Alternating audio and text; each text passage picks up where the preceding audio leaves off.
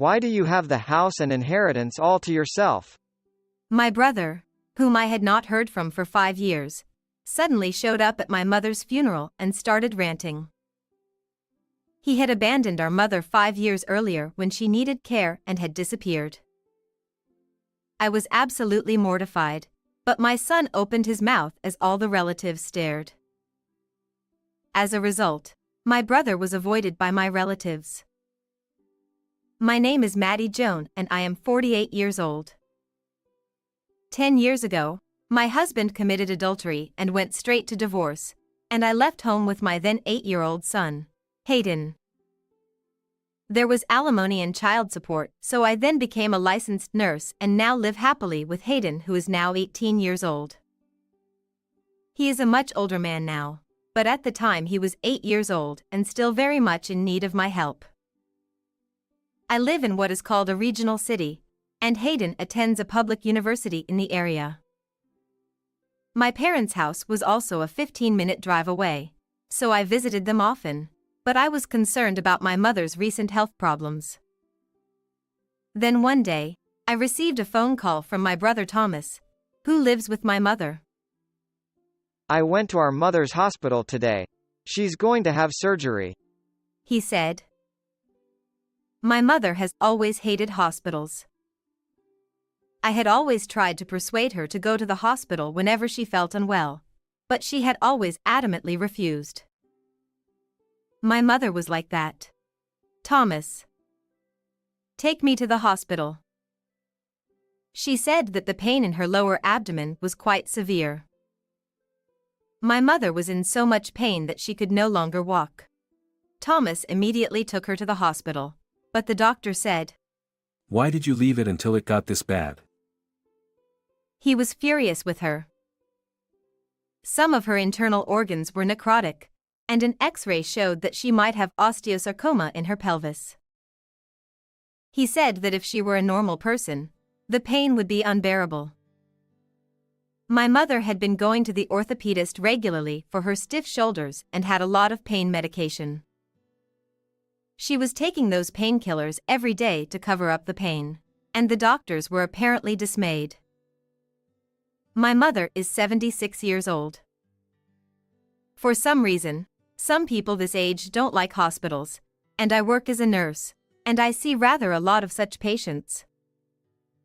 I had been paying attention to her, but I had not considered that she had been fooling around with pain meds. Hayden and I both rushed to the hospital, but my mother was in surgery and I couldn't see her, and I didn't feel comfortable until the surgery was over. The surgery was a success, but the strain of the pelvic surgery was still too much for her and she ended up in a wheelchair.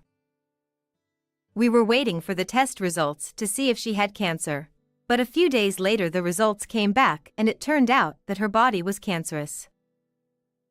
Since it had not metastasized to that extent yet, it was decided that she would continue to have regular visits to the hospital for tests and to discuss treatment options.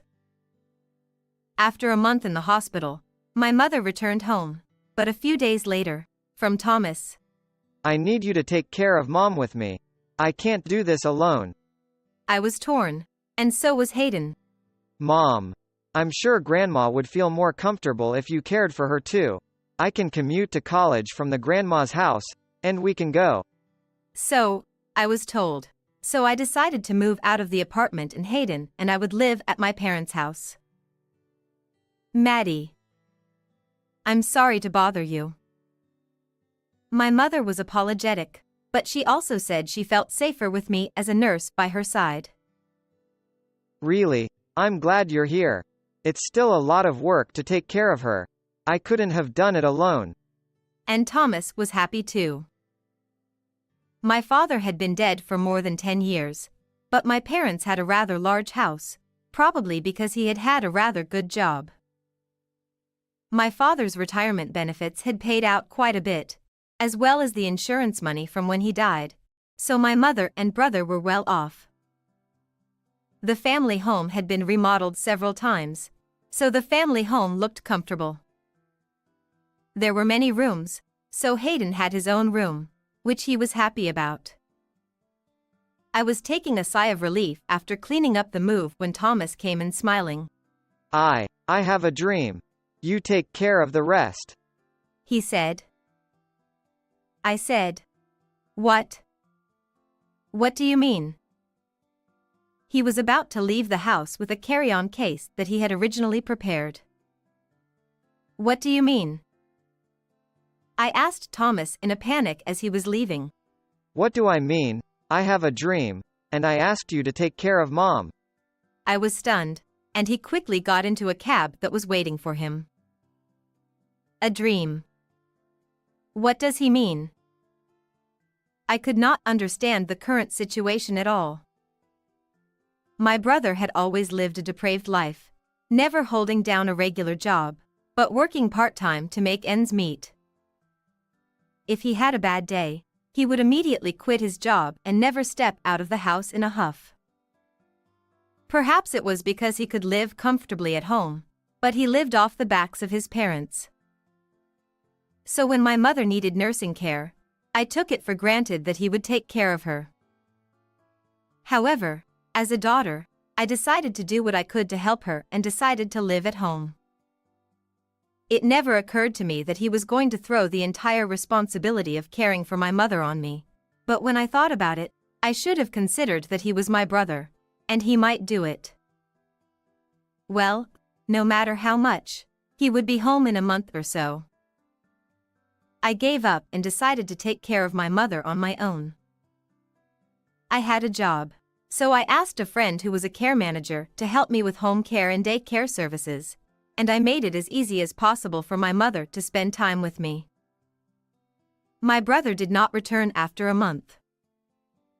On the contrary, I later found out that he had done something terrible.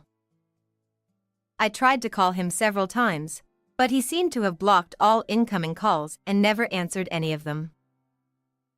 I thought about quitting my job once, but that was no longer possible, so I told my employer what had happened and asked them to change my hours to a shorter shift. Hayden helped me with my reduced income and supported the household by working part-time. Hayden actively helped me with caregiving when he was free from college, which was really helpful. My mother said she was sorry. I am lucky. Thank you for everything. And she was always grateful to us. When she was in good health, we would go on trips, even to nearby places, and when the weather was nice, we would go for walks in her wheelchair. She had cancer, so she was in and out of the hospital during that time, but 5 years after I moved back home, she passed away after a long battle with the disease.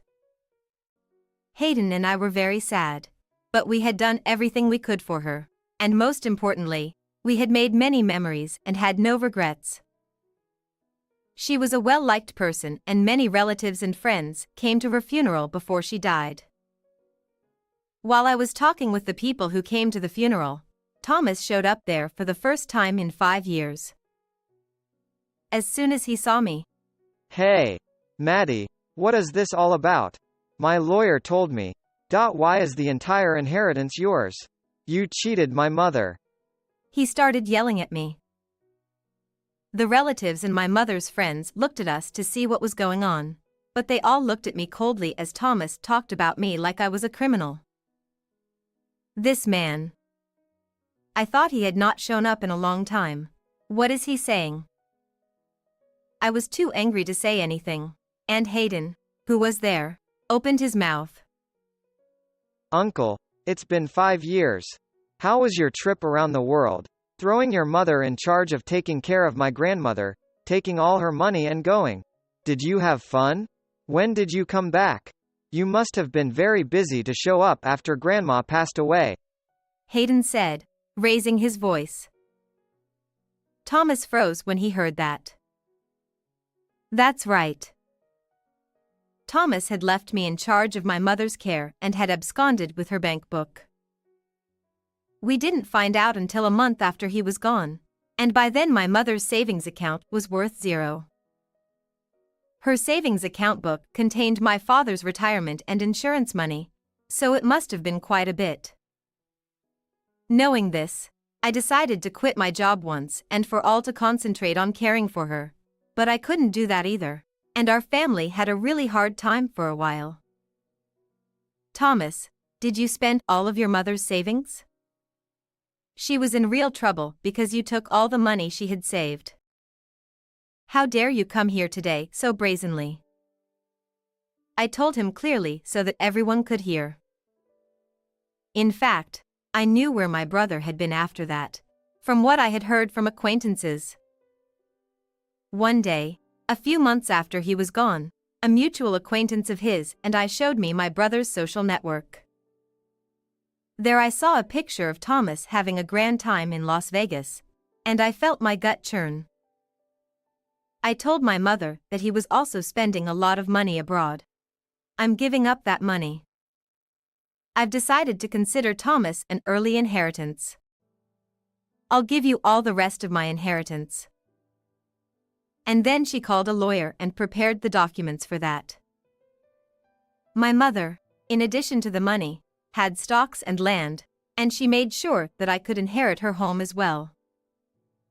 And she also had expensive insurance policies, so she made the arrangements so that I could have all of that as well. Some of the stocks were sold a little when she had trouble making ends meet, but she still had a sizable inheritance. She did not play hardball until just before she passed away and tried to leave it for our future. I had once told my mother that I was going to sell my shares to quit my job so that I could focus on caring for her. Don't throw away your career for me. If you quit my job, you won't be able to go back to it in the future. Even if you have the money, you should keep the job that you think is your life's purpose. I can pay for the home care and daycare services, so you should continue working as long as it is not a burden on you. My mother said. My mother knew that I really loved my job as a nurse. I could not forgive Thomas for betraying her kindness and abandoning my mother as soon as she needed care. When Thomas told me and Hayden about all the wrongdoings he had done in front of his relatives and acquaintances, he turned pale. But, Well, that's all a lie you and your son are telling me to frame me. That's right. Now that my mother is dead, you can say whatever you want because you don't know the truth. You're such a liar. And how he turned the tables on me. Even though our positions were completely reversed, he countered with a lie. Besides, it's against the law for the entire inheritance to be yours. He is still saying. Thomas had played around and spent all his savings, apparently. An acquaintance had confirmed this to me on social networking sites, and since his life was gradually becoming poorer and poorer, I was thinking that he had somehow run out of money. I didn't look at his social networking sites because they made me angry, but I was interested to hear about his life from time to time from acquaintances. He had been back in town for the past few months thinking it was time to ask my mother for some money, but he didn't want me to get mad at him, so he was laying low. Thomas had always been a hard-headed person, posting everything on social media, and he had also been caught living in a cheap apartment. When I saw a picture of him with the title, "I'm tired of living in luxury, so I decided to live in poverty," I was disgusted. How did you know the date and place of your mother's funeral when you never showed up until now? I asked. I saw it in the newspaper. I only put it in the local newspaper. I knew he was nearby. Uncle, I thought you were still overseas and didn't know about Grandma's funeral. Huh? But the newspaper with the schedule of the funeral was only distributed to people in this area. Could it be that you lived around here? Then why didn't you come to visit her? Why did you wait until Grandma passed away? Why? And Hayden started asking a lot of questions. I was skunked and laughed a little, because Hayden had said everything I wanted to say. No, so I've been living here in town, but I've been pretty busy. I went to visit him when you guys didn't know. It was about a week ago. He lied, still not giving up. Well, do you know which hospital your mother was in? I asked. That one, right? The hospital where you work. Thomas was getting sloppy. Then, without a pause, Hayden says, Oh, Grandma died at home in her last days. She hadn't been to the hospital in a month, Mom. Hayden, he was pretty angry, so I'm going to push him all the way. You guys are out of character. What's the fun in screwing me over? And he got angry again. That's enough, I said loudly. It's your thing, anyway. You were planning to take advantage of the many relatives at the funeral, weren't you? And you were going to take my inheritance away from me. But the world is not that easy, I said, and he couldn't say any more, as if I had hit the nail on the head. Didn't you plan to ask your relatives to introduce you to a job? I know a lot of our mother's relatives are in business. You've never had a real job, and now that you're in your mid-50s, no one will hire you, right? I said more, and he sat down, heaving this time. Hey, how did you even know that? I said it in the right way, but he got the picture. That sucks. He seemed quite shocked that I had found out everything and couldn't talk anymore. Uncle, I'm 23 years old and in my second year of working, and I'm going to take a lesson from you as a lesson against you. Hayden tooted. None of the relatives took Thomas's side, and he apparently turned to several relatives after that, but they avoided him. He had been playing around for 5 years, and it seems that most of the time when he tried to work, he was dropped on his resume. He was 54 years old, had no regular job, and seemed to be living off part-time work every day. I was inherited from my mother, and I am still working as a nurse. My job allows me to interact with people from all walks of life, and being told thank you is what makes my life worth living. Thomas was so busy chewing on his parents' backs that he will probably spend the rest of his life without knowing the joys of such work. I believe that people who think only of themselves will never reach true happiness, even if they can afford luxuries. What did you think of this story? Please subscribe to our channel.